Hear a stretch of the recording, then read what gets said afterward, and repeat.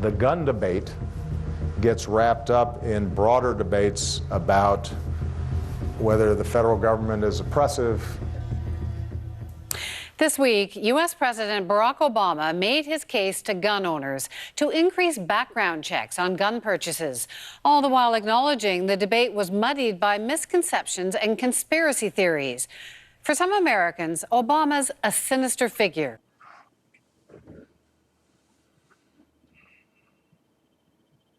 Hi everyone, my name's Mike. This is my YouTube page, Mox News. Thanks for tuning in. Alright, so in case you didn't know it, for some Americans, Obama is a sinister figure. Character? He's an evil motherfucker who kills children on a daily basis. Don't get it all convoluted with this shit. Look at Wendy, I love you. You're like the hottest thing in news for like 40 years or something, right? Why are you doing this? You're getting all convoluted saying, oh, he's going to take your guns. No, he's not going to take your guns. He may want to. He absolutely wishes that he could. If he could just save one child's life, right? It would be worth it. Why doesn't he feel that way about drone strikes? Right? If you could just save one child's life, if just one child would not get caught up in your filthy, dirty, disgusting, war profiteering, wars for profit, war crime of killing little children at wedding parties. Yes, Obama's a sinister figure because he's going to take all our rights away. No, he's not. We have a Second Amendment. He ain't going to take shit from us as long as we have the Second Amendment. Thank you, Founding Fathers. What he's taking is America's good reputation. What he's taking is the good name of America and promising hope and change to the world. Look, don't get me wrong, okay? I wanted Obama to be president. I'm sorry about that, but I did. You have to face reality. I did want, not over Ron Paul. Not over Ron Paul. I've never, but, when it was clear that Ron Paul wasn't going to become president, unfortunately, in either election, in the first election, 2008, I wanted Obama to be president. And it's not a matter of what I wanted or what you wanted. Obama, as far as I can tell, in the history of mankind, no one has ever had more support around the world. No one ever. When he took office, the whole world was going, yes, we're here for you. Yes, we want to work with you. We want to see America be that shiny beacon on the hill again. We want the hope and change that you promised us. You understand? George Bush made it so that I hated government. I hated government. I don't want anything to do with government ever, ever, ever again. I want them to go away. I want it burned to the ground. I want the American government burned to the fucking ground. That's what I want. Start over. We'd be so much better off. State governments, I feel the same fucking way about you, Jay Inslee.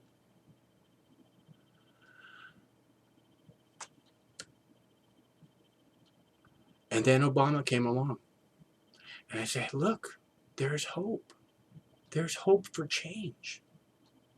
And the whole world went, look, there's hope for change. And Obama took the support of the whole world, all your smiling faces, and shit all over them. Said, oh, we have to spy on every single American and every single person with a cell phone around the fucking world. Otherwise, America's through. The terrorists win. Right, Obama? Oh, anybody that tells anybody about my secrets, about spying on the whole world, We're going to prosecute the fuck out of those people. Anybody that tries to talk about the war crimes we're committing, we're going to prosecute the fuck out of those people.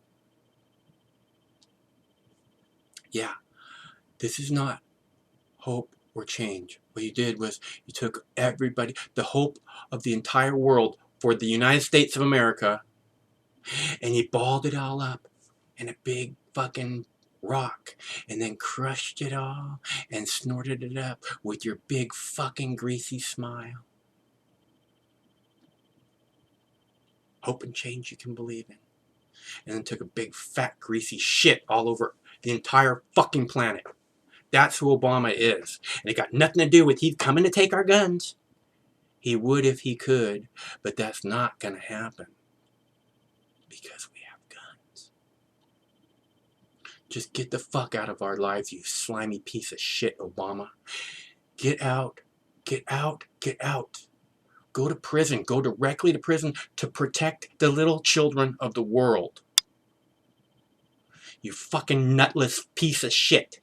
You got no balls whatsoever. Oh, if we could just save one child. Yeah, I believe you. Piece of fucking filth. Took the hope of the entire fucking world and shit on it.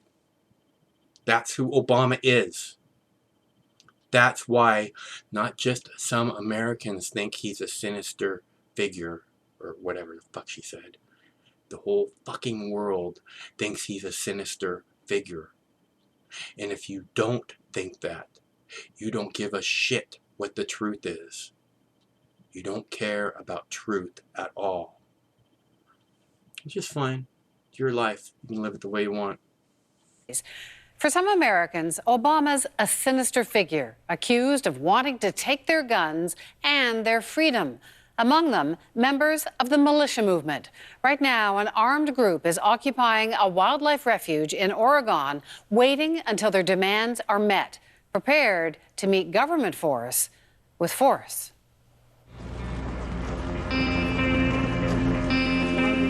They call themselves Citizens for Constitutional Freedom, fighting in Oregon for the release of 2 ranchers they see as unjustly imprisoned and the release of federal land they see as unjustly held by the government.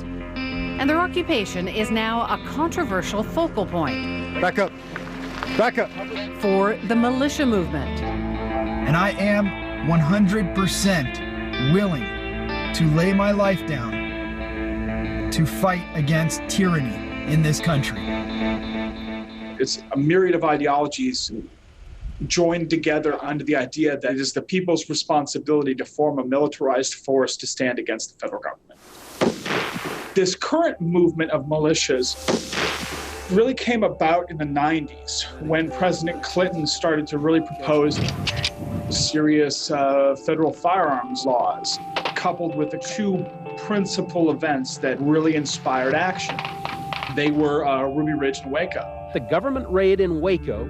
Both were cases of armed citizens that disobeyed the government and were violently crushed. It led to an explosion of militia groups, hundreds across the U.S., animated by conspiracy theories. I see the one world government coming. Who's going to defend the children against the federal terrorism?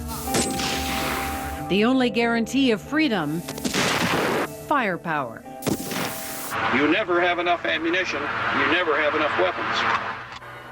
But in 1995, Timothy McVeigh, inspired by the Waco siege, bombed a federal building in Oklahoma City, killing 168 people, and the trend turned.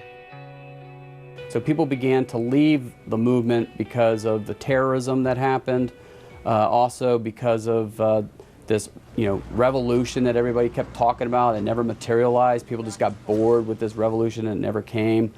So militias in the anti-government movement had all but bottomed out until something very critical happened in 2008, and it was the election of President Obama. And almost overnight, these groups returned.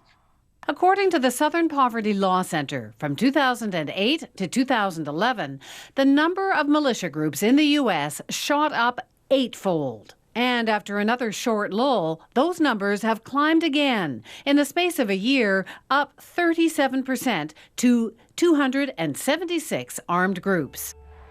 This militia renaissance was predicted by the Department of Homeland Security. The conclusion was the unprecedented election of an African-American president, coupled with the economic downturn which occurred in September of 2008, would lead to fertile ground for right-wing extremist groups, including anti-government groups, much like we saw in the early 90s. At the Oregon standoff, Eamon Bundy is the key inspiration. In 2014, his family, backed by militia groups, trained their guns on federal agents in a fight over grazing rights. And unlike Ruby Ridge or Waco, the government backed down. Pull back, that's right, baby, that's right! The fact that people pointed loaded guns at federal agents and still have yet to be arrested and charged with those crimes.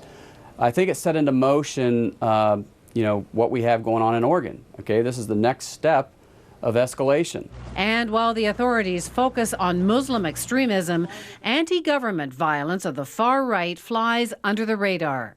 There just isn't the amount of resources devoted to preventing that threat as there is to looking at the threat from ISIS or Al-Qaeda. Meanwhile, the fearful militia mindset seems to echo in the American political conversation.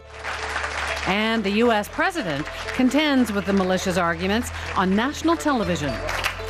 Are you suggesting that the notion that we are creating a plot to take everybody's guns away so that we can impose martial law but there's certainly is a a conspiracy? Yes, that is a conspiracy.